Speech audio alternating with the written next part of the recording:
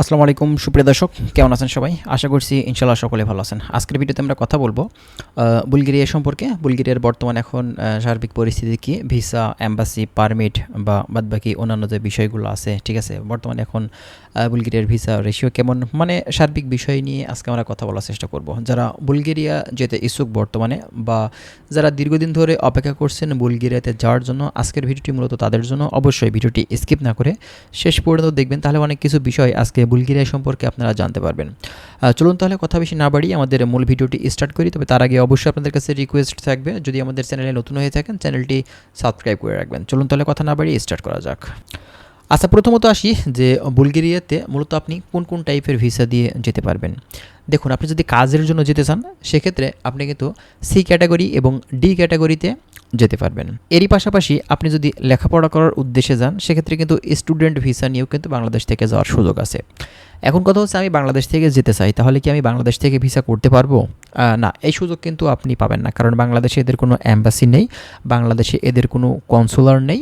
আপনাকে অবশ্যই আপনার ভিসাটা করতে হলে ইন্ডিয়া থেকে করতে হবে। আর বুলগেরিয়ার মানে ওয়ার্ক ভিসার ক্ষেত্রে ইন্ডিয়া ছাড়া অন্য কোনো জায়গাতে কিন্তু সুযোগ নেই, আপনি যদি বাংলাদেশ থেকে ফাইল সাবমিট করে থাকেন, ঠিক আছে?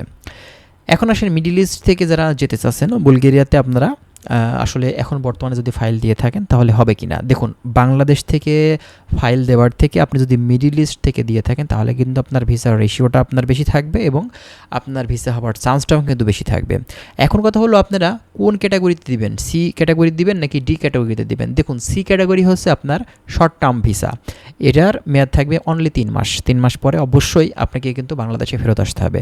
যদি সেটা বাকি আর 3 মাস এক্সটেনশন করে দেয় আপনার মালিক, সেক্ষেত্রে আপনি 6 মাস হাইস্ট থাকতে পারবেন, তারপরে কিন্তু অবশ্যই আপনাকে বাংলাদেশে ফেরত আসতে হবে। আর এটা দিয়ে কিন্তু আপনি টিআরসি কার্ড করতে পারবেন না। অনেকেই হয়তো বলতে পারেন যে ভাই, টিআরসি কার্ড করা যায় কি না? আপনারা হচ্ছে এই সি ক্যাটাগরির বা শর্ট টার্ম ভিসা দিয়ে, এটা কোনোভাবেই সম্ভব না ভাই। আপনি সি ক্যাটাগরির ভিসা দিয়ে কোনোভাবে আপনি করতে পারবেন না। এটা যদি আপনাকে কেউ বলে থাকে তাহলে মনে করবেন যে সেটা মিথ্যা কথা বা আপনাকে প্রতারিত করার জন্য সে বলছে, ঠিক আছে?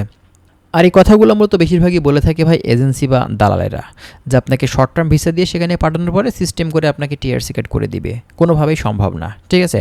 আপনাকে ডি ক্যাটাগরির ভিসা নিয়ে যেতে হবে, যার মেয়াদ থাকবে 6 মাস বা 1 বছর।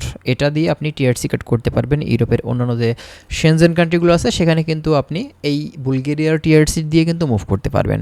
তো বুঝতে পারছেন, বুলগেরিয়াতে ঢুকলে কিন্তু ভাই সুযোগ আছে আপনি বৈধ উপায়ে টিআরসি দিয়ে অন্যান্য কান্ট্রিগুলো ভিজিট করা। হ্যাঁ, এখন আসেন কোন ভিসাতে আসলে যাওয়াটা উচিত, ডি ক্যাটাগরি নাকি সি ক্যাটাগরি? দেখুন, মিডিল ইস্ট থেকে বেশিরভাগই কিন্তু সি ক্যাটাগরি মানুষ মানে ফাইলটা বেশি দিচ্ছে, তবে এটা আপনারা কিন্তু ভুল করছেন, কারণ সি ক্যাটাগরির যে ভিসাটা মূলত এটা কিন্তু আপনার মিডিল ইস্ট থেকে রিজেক্ট কিন্তু বেশি হচ্ছে। হ্যাঁ, আবার বাংলাদেশ থেকে আপনি যেখান থেকে যান না কেন, আপনি ডি ক্যাটাগরি ট্রাই করুন। ডি ক্যাটাগরিতে আপনি টিআরসি কার্ড করতে পারবেন, মুভ করতে পারছেন অন্য কান্ট্রিগুলোতে শেনজেনের দিকে। সি ক্যাটাগরির ভিসা দিয়ে এটা কিন্তু কোনোভাবেই সম্ভব না। আপনাদেরকে যে যাই বলুক না কেন, কোনো দালাল এজেন্সি যেভাবে আপনাদেরকে বলুক না কেন, আপনারা কোনোভাবেই সি ক্যাটাগরির জন্য আবেদন করবেন না।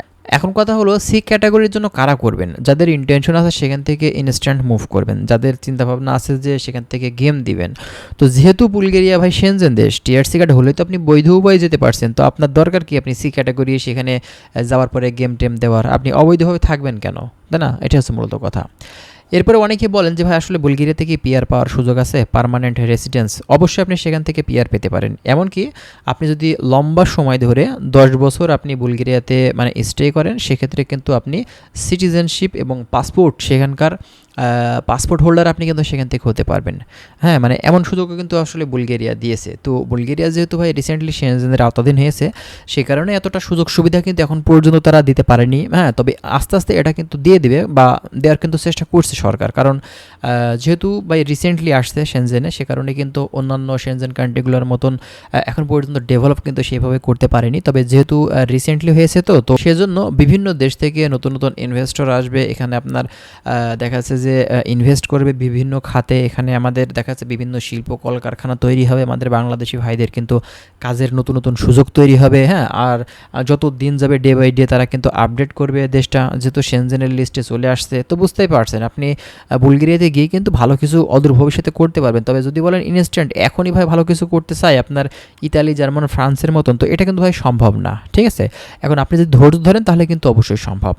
তো কথা হচ্ছে বর্তমানে এখন বুলগেরিয়ার ভিসা রেশিও কেমন? বুলগেরিয়ার ভিসা ভাই কম বেশি ভালো আছে, খুব একটা যে খারাপ তাও না, আবার যে খুব বেশি ভালো তাও না।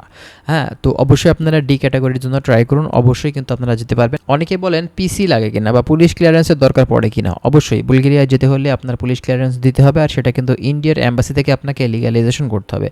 যদি লিগ্যালাইজেশন না করেন সেক্ষেত্রে কিন্তু আপনার ভিসাটা কোনোভাবেই কিন্তু হবে না। এবং পারমিট আসতে কেমন সময় বর্তমান সময়ে আপনাদের লাগতে পারে? দেখুন, আমরা বিগত দিনগুলো থেকে দেখছি বুলগেরিয়ার পারমিটগুলো দেখা যাচ্ছে যে 3 থেকে 4 মাস বা 5 মাস এর ভেতরেই কিন্তু চলে আসে। বর্তমান সময়েও কিন্তু একই লাগছে। আপনি 3 থেকে 4 মাসের ভিতরেই কিন্তু পেয়ে যাবেন। যদি আপনার এজেন্সি খুব দ্রুত সময়ে কাজ করে লয়ার দিয়ে, সেক্ষেত্রে আপনি 2 থেকে 2.5 মাসের ভিতরে পাওয়াটাও কিন্তু সম্ভব। ঠিক আছে? সব কিছু নির্ভর করছে আপনার এজেন্সি বা আপনার মাধ্যমের উপরে। এটা হচ্ছে মূলত কথা।